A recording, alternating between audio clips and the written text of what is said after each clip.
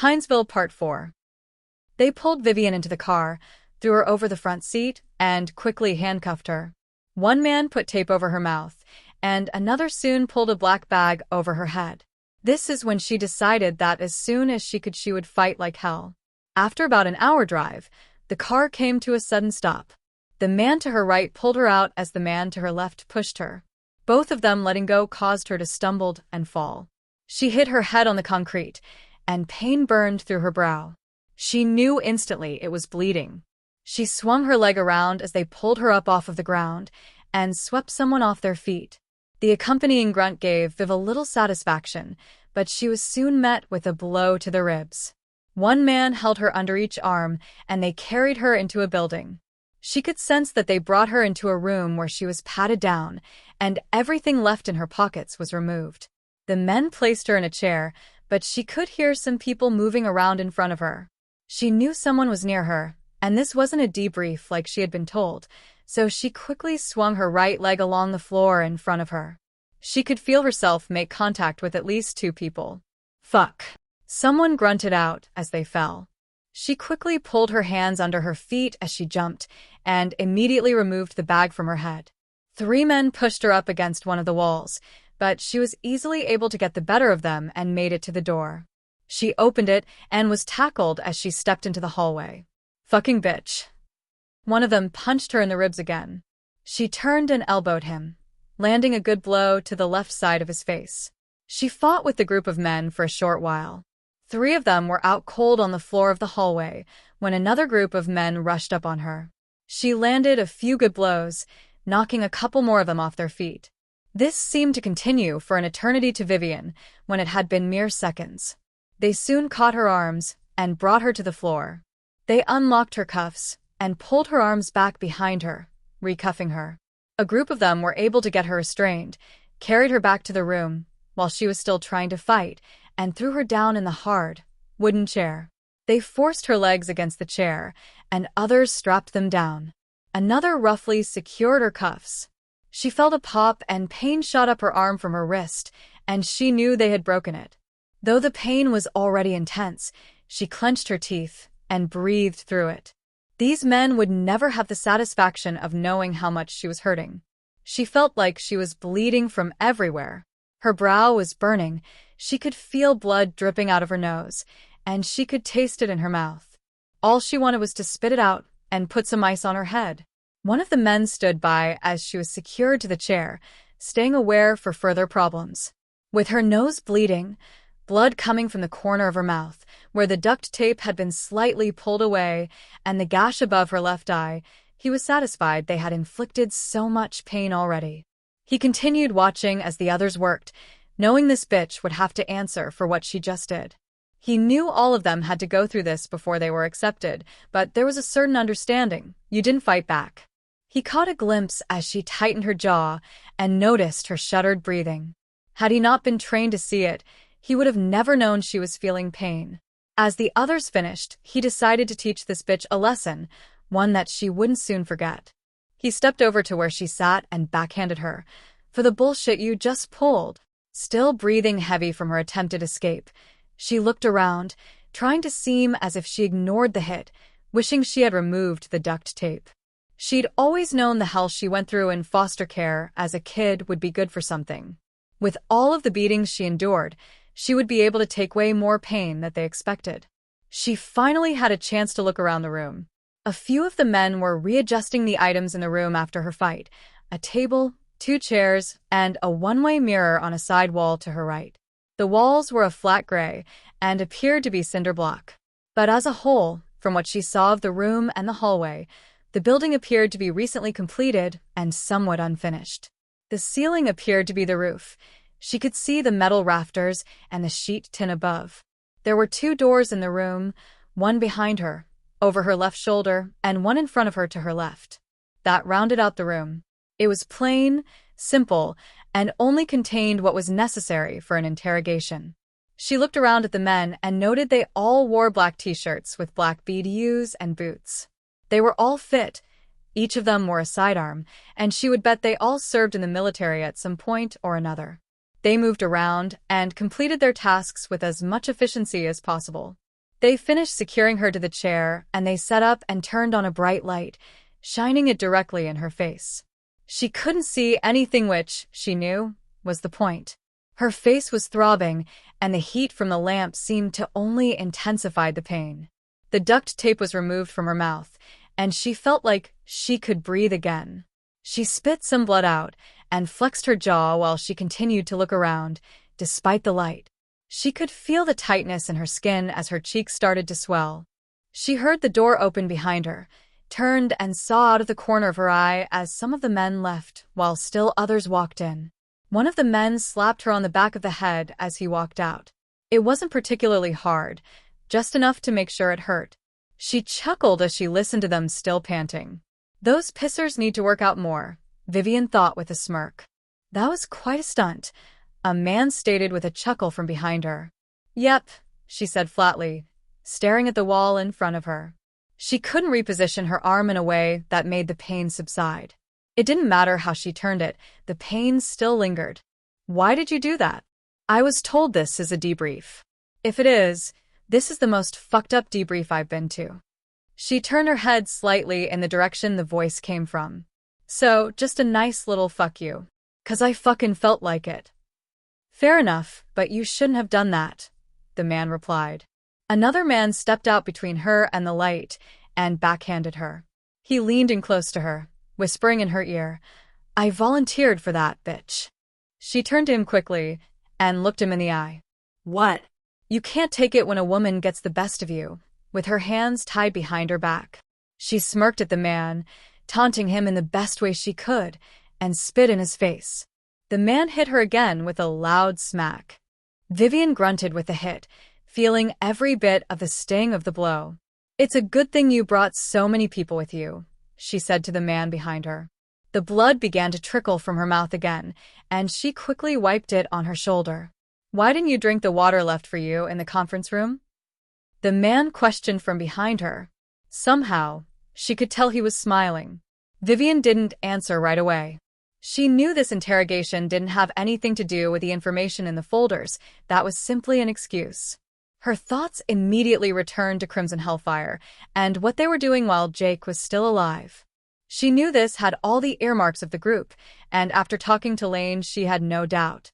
Joe had planned her test for some time now. If she survived it, she would be on his team within the next 2 years. She had to endure the beating for at least 30 minutes without breathing a word of what was in those folders. If one of his men walked in to speak to him, she passed the mark. But if she failed, her friends would only find her body. He wouldn't consider her worth the wasted air. Answer the question, he said and stepped in front of her, but behind the light. It had been opened. I figured it had been tampered with, Vivian replied, looking in his direction even though she couldn't see him. You figured right, but now we will inject what you should have consumed, he told her. Vivian started to pull at the restraints, and the pain surged through her broken wrist as she struggled against them. She could hear someone behind her moving around. She turned her head and tried to catch a glimpse of what they were doing, but another man was standing directly behind her. The man behind her grabbed her head, held a hand over her mouth, and tilted her head to the right, his gloves pulling at her skin. Another man walked past her with a syringe, tapping out the bubbles. She tried to scream, and fought the man and the restraints harder. He held her head but struggled to keep her still, despite the pain he was inflicting. She began to shift the chair around the floor, so much so, he strained to keep her upright. Vivian, you need to stop, Joe told her as her muffled screams echoed in the room. Inject her. The man nodded to the one with the syringe. Vivian continued her struggle as the man to her left tried to find a moment to inject the solution. The man with the syringe stopped and stood at attention. Sir, she's moving too much. Bolt the chair, Joe ordered. The other man continued to hold her as she commenced with her struggle. 4 men came in with the equipment, bracketed and bolted the chair to the floor, while a second man joined the one holding her. Vivian felt the cold alcohol wipe and whimpered as the needle broke the skin on her neck and the coolness of the solution entered her veins. Vivian, if you move, you'll tear the artery in your neck, Joe ordered her as if she were one of his men. She could feel the needle withdraw, as a man pressed a compress to the injection site for a moment until he could tape it down. One of the men stepped to her left, as the others continued to hold her head. She felt her left wrist released from the handcuffs, which was immediately grabbed by the man to her left. She visibly winced at the utter pain of the man grabbing her arm. It was strapped down to the arm of the wooden chair by yet another man. The same process was repeated on her right side. The man with the gloves soon let go, and the men who secured her arms left the room. "Why are you doing this?" Vivian almost whined out, the drug already starting to work. The man with the gloves stepped in front of her and backhanded her. "You don't speak unless spoken to." Vivian could taste blood in her mouth again, and turned to glare at the man she was now calling Gloves in her head. "Fuck you." She spit in his direction. Gloves hit her again, the pain coursing through her veins. She could feel the effects of whatever they gave her, and she hated it. As the room began to spin, she glared at Gloves, almost daring him to hit her again while he paced in front of her like a predator stalking its prey.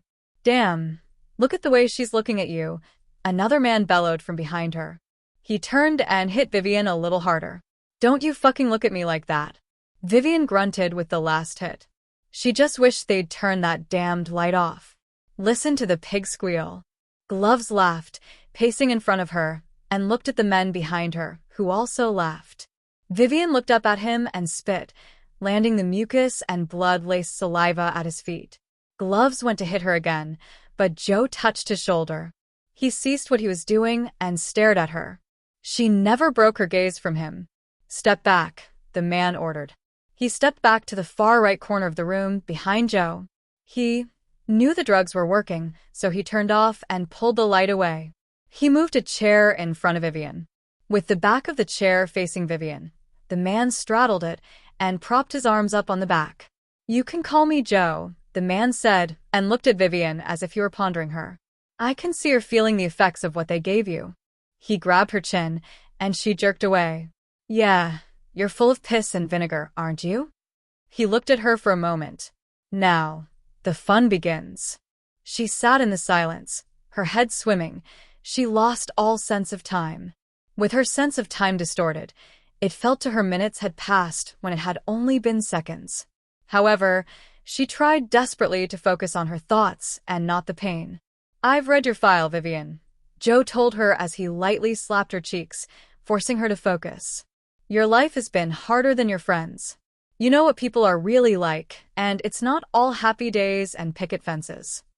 He grabbed a file from someone behind her, held it up for a few seconds, and turned to lay it on the table behind him. Vivian spit some blood to the side. Joe chuckled at her, amused by her actions, and could see her face already swelling. He knew she had already taken quite a beating. "This doesn't even faze you, does it?" He looked at her briefly and snickered a bit with his statement. "I like you already." Vivian tried to chuckle, but it came out more like a grunt. "Tell me, Vivian, what you read in those files," Joe commanded. "Nothing." "I read the first page and realized it was something." In her drunken state, she paused briefly to gather her thoughts. We shouldn't be reading, so I closed the folder and we called the FBI." Joe nodded, but never stopped studying Vivian. He slightly raised his hand. Without hesitation, Gloves stepped up and backhanded her again. The sting was getting brutal. Vivian breathed for a moment, letting the pain subside. She growled and turned back to Joe. "Now that you put it like that, my answer is still the same." Joe chuckled at her response and waved for Gloves to come back. He complied and hit her on the shoulder. Vivian gathered herself, but it was getting harder not to show the pain. "You can hit me all you want, it doesn't change my answer." I read the first page of the first folder and realized it was information I didn't want to know. Vivian grunted drunkenly. She could already feel herself on the verge of passing out, but she was determined to show these men up. "Who called the FBI?" "Cooper," she slurred out. Gloves moved to her and hit her again. She studied Joe as she was questioned. He never raised his voice to these men or her. He commanded respect among his men. She dared think that if he did raise his voice, one wouldn't live to regret it. He spoke and his men listened, no questions asked. Then she had a realization. He wanted her for his work. He would beat her, torture her to make a point, but he was going to let her live if she responds as he sees fit. That's what it was all about. Those folders were planted and meant for her and Cooper to find. That much was obvious. She thought of the men and she plainly saw, since this started, they could squash her like a bug anytime they wanted to. She surmised they were ordered not to. She guessed they all had endured what she was at some point. She turned her attention back to Joe in her mind as the questioning and beating continued. His voice continued with its level and reasonable tone. She guessed he wouldn't have it any other way. However, all these men did his dirty work. With the raise of his hand, or a nod, Gloves stepped up to pound her. Any one of them would have done it at his behest. Gloves stepped over again at Joe's silent command and punched her shoulder. He then returned to his post in the corner, looking to Joe for his next order. Vivian tossed her head back, a wince of pain evident on her face for only a second. I don't know what you want from me. Gloves stepped in her direction. Vivian sighed, knowing what was coming. Sure enough, Gloves landed another blow, this time on the opposite cheek. You will now address him as sir. Gloves barked at her. Vivian spit in Gloves' direction, and he hit her again. With each blow, she didn't know how much more she could endure. The only thing keeping her from passing out was the pure hatred she felt for these men. Call him sir. Vivian, her head bobbing from the effects of the drugs, looked at Joe. I don't know what you want from me, sir. She realized Gloves was teaching her how to act around this man, Joe, who must be their commanding officer. She also knew when to pick her battles.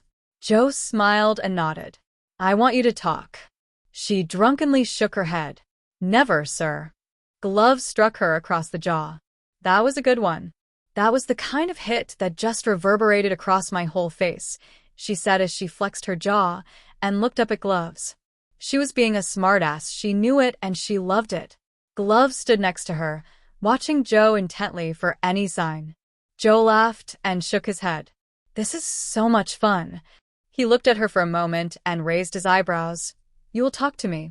She wanted to scream out in pain, but only her defiance seeped from every pore. No, I won't, sir. Another man walked in and up to Joe, whispering something in his ear. Joe nodded in understanding, and the man left. Cooper is talking. What do you have to say about that? That you're a fucking liar, Vivian replied without hesitation. Sir. Gloves, still standing next to her, punched her in the stomach. This made Vivian throw up a little. She turned her head to the side and allowed it to spill over the edge of the chair onto Gloves' boots. Joe chuckled as she sullied the man's boots. He shook his head, loving the fight in her. He's talking, Joe insisted and watched her spit to the side at Gloves. Vivian shook her head defiantly. No, he's not, sir, she grunted. There was no question in Vivian's mind. Cooper would not talk. The man returned with a digital audio recorder and played a recording of Cooper making a statement. Now, what do you say? Joe wondered how she would respond. That you're a liar, sir. Gloves punched her on her arm. Vivian winced, wondering if he had broken her other arm with the hit. She whimpered and breathed through the pain. A tablet computer was presented to Joe. He took it and pressed something on the screen. A video soon began to play. It was a recording of Cooper in a room similar to hers, supposedly telling them something about what happened at the crime scene. He turned and placed the tablet on the table behind him, next to her file. Now, what do you say? Believe none of what you hear, and only half of what you see, sir, she growled at him before he finished talking. You're still a fucking liar, sir. Gloves hit her arm again. She grunted with the blow, barely able to speak. The room was spinning, and her head was swimming, but she would never allow herself to break. No matter how many times you hit me, I will not change my answers, sir. Joe tilted his head, studying her some more. But you told me something, sir. Vivian gave off an air of arrogance, enduring the pain, but reaching her limits. What's that? Joe smirked at her, sure she couldn't get any information out of them. You have inside information from the crime scene, sir. Even in her stupor, she knew that's the only way they knew what had happened. She didn't care if she had given away some information. They knew she would understand the information was correct. That was their point. that she would believe Cooper betrayed her. She didn't. Joe smiled, enjoying the banter. Did we? He nodded in the direction of Gloves. Gloves punched her on the side of her face, knocking out a tooth. Vivian turned to Gloves and spit it at him. Gloves immediately hit her again, on the arm this time, the broken one. Vivian was in intense pain. She let a sigh fall out, but she was able to keep the pain from showing on her face. Her right eye was almost swollen shut, and the bruising was already visible on her arms. She was glad at that moment that she was tied down, unsure if she could hold herself up. Gloves looked down at her arm and realized it was broken. He could see a slight indentation where there shouldn't be one. After a question from Joe, he reached down and pressed near the area, which caused Vivian to wince. Gloves smiled to himself, satisfied that he found another way to pressure her with pain. Two men soon walked in from the door behind her and stood at her sides. "We've been going about this for an hour now," Joe said. He studied her, knowing how much pain she was in. "You will be medicated again." The two men then grabbed her, holding her head, this time tilting it to the left. The man who injected her earlier passed her with a needle again, and, despite the pain and previous sedation, she still fought like hell. "Hold her still," the man with the needle ordered the others as he waited to inject the solution. Gloves stepped in to help, and the three of them were able to hold her just enough for the man to do his job. They seemed to find every spot on her face that was bruised, and she was considering letting herself pass out. "That's it," the man said while he wiped her neck with the alcohol pad. She screamed as he broke the skin with the tip of the syringe. "Vivian, don't move," Joe ordered her as he still sat in the chair across from her. The men all moved away, and she quickly headbutted one of them. She was immediately struck by another, which made her cry out, "You're something else." Joe could see her working through the pain. He knew this medication would dull it to a point, but that she still felt a good portion of it. He nodded in the direction of one of the men behind her. He stepped forward and put a wide strap under her arms and secured it to the back of the chair. This kept her upright. It felt like her head immediately started swimming, and she now began to ponder her own death. With the pain she was in, she might have even wished for it. "Tell me about the files," Joe commanded as her head swayed, and she slowly blinked from the effects of the drug. She tossed her head back, trying to shake off the feeling of the meds, but it was of no use. She looked at him and shook her head. "There's nothing to tell, sir." Gloves instantly hit her in her leg, just above her knee. The pain reverberated through her body. "Damn, that's a new spot." He hit her again in the same spot. "Don't speak." Vivian breathed evenly, allowing the pain to subside. She didn't know if she could fight the pain much longer. Her head fell to her chest because, just for a moment, she couldn't hold it up. Joe picked up her chin, knowing she was getting exhausted, and he understood she would never talk. That was why he wanted her on his team so badly. Joe continued questioning her for another 30 minutes, getting the same results and expecting nothing less. He stood up for the first time since he started and shook his head. "You should have talked." Vivian grunted and glared at the man standing before her. The door in front of her opened, and a group of men walked in. They all held AR-15 rifles and stood behind Joe. The men behind her left the room, and this was the first time during the whole ordeal she thought they were actually going to kill her. "Do you have anything you want to say now?" Joe watched as she glared at him.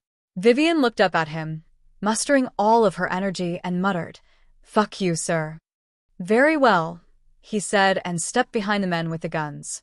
A black bag was placed over her head. She made her peace with God.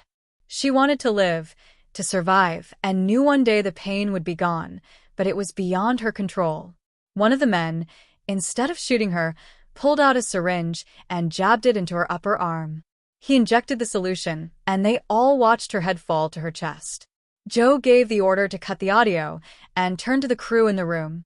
"Bring her to the exam room and have Fred check her out," Joe ordered them. "We might get her sooner than I planned." "Yes, sir," they all said in turn. 3 walked over, released her from her restraints, and removed the bag from her head. 1 bent over, picked her up, and gently carried her out of the room. 1 man stopped Joe. "I know we all had to do what she just went through, but I've never seen anyone take that much before, sir. Joe turned to him, certain he would get Vivian. What just happened in here? That's why I want her. Ben and Nate sat at their desks waiting for a call, either from the captors or their coworkers. Captain Sullivan had the bolo out almost immediately after the agents had called him. The state police didn't waste any time. They still had heard nothing despite the extensive search. This is bullshit. It's been almost 3 days. Ben huffed and threw a pen down on his desk. Nate just nodded, seemingly mesmerized by the phone on his desk. Both men sat, staring into oblivion, not able to concentrate on anything else. Nate's phone rang, and they both jumped. Nate picked it up and listened. Where? He asked as he stood up and wrote something down. He dropped the phone, but didn't bother to place it on the receiver, and texted the information to everyone in the field office. They all went running out. Before opening her eyes, she knew she was outside. She could feel her face on the dirt, and the scorching southern sun beating down on her. She lifted her head to see where she was. She saw a tree line and then glanced around. She noticed Cooper lying about 10 yards from her. They lay at the edge of a large, freshly plowed field. She did a low army crawl to where Cooper was, pain racking her body with every movement. He looked as bad as she felt. Cooper, she muttered, but he didn't move. Coop. She slowly reached over and felt his neck. He had a pulse. She grabbed his hand, fell at his side in a very unnatural position, but the pain was too much, and she lost consciousness again. Vivian came to and used all of her strength to lift her head. She looked up to see men in suits and uniforms running toward her and Cooper in the field. She couldn't quite tell who it was, but they looked familiar. She was then able to focus her eyes. Ben and Nate, yes, it's Ben and Nate, and the state troopers from around Hinesville, she thought to herself. She dropped her head to the ground again, as they all arrived. Viv, come on, Viv, stay with me, Nate said softly. He turned her on her back and picked her up. He carried her back toward the Georgia State Police units. Vivian tossed her head to see Ben and a state trooper, each with one of Cooper's arms draped over their shoulders, carrying him toward the cars. Nate set her down in the shade of one of the state police vehicles. He sat next to her and pulled her onto his lap. Justin Phillips, another agent they knew, ran to the small group, talking on a portable radio. To the southeast. He yelled, "Look to your right." Justin waved to persons unknown, beyond the car. "Send the medics now." Nate spoke softly again. "Viv, focus on me, Viv." Vivian's eyes darted around, trying to center on Nate. "Water. Give me a bottle of water," Nate demanded. A lukewarm bottle of water was presented to him, which he opened and poured a little in Vivian's mouth. She drank thirstily, wanting more than he gave her. "Cooper?" Vivian questioned and looked up at Nate. "You're both going to be fine," Nate tried to reassure her. "He's awake now and drinking water, too." Nate glanced where Ben, Cooper, and Agent Toby Campbell were. The area rapidly became a swarm of law enforcement from across the area. The entire field was being roped off by the Georgia State Police. Justin knelt down next to Vivian. She remembered him from the task force. "Where do you hurt, Viv?" "Everywhere," she muttered, and visibly winced. She looked up at the two men with heavy eyelids. "How long has it been?" "More than 2 days," Nate told her. "Almost 3. Cooper." "He's going to be all right, Viv," Nate told her again, figuring she had a concussion. Vivian began to lose consciousness again, but she was suddenly rushed back into the here and now by the most awful smell she could imagine. "Vivian, you stay with me," Nate yelled at her, still holding her in his lap as several paramedics ran up. Nate slipped out from under her to let the paramedics do their jobs. She soon heard what sounded like a team of helicopters in the area. She watched one fly by and land as the paramedics worked on her and Cooper. She soon saw a second one land out of the corner of her eye, about 100 yards away. They immobilized her neck, strapped her down to a backboard, had an oxygen mask on, and she had IVs coming out of everywhere. She was loaded up on a stretcher and put into a helicopter just as Cooper's was taking off. "Nate," Vivian muttered as they worked. "We're right here, Viv," Nate yelled to her. "Vivian," She heard Ben yell over the thunderous sound of the helicopter. "We're going to meet you there." Vivian gave him a thumbs up. The flight nurse turned to Ben and yelled, "She heard you." Ben nodded. The helicopter door was closed, and it took off headed to Savannah.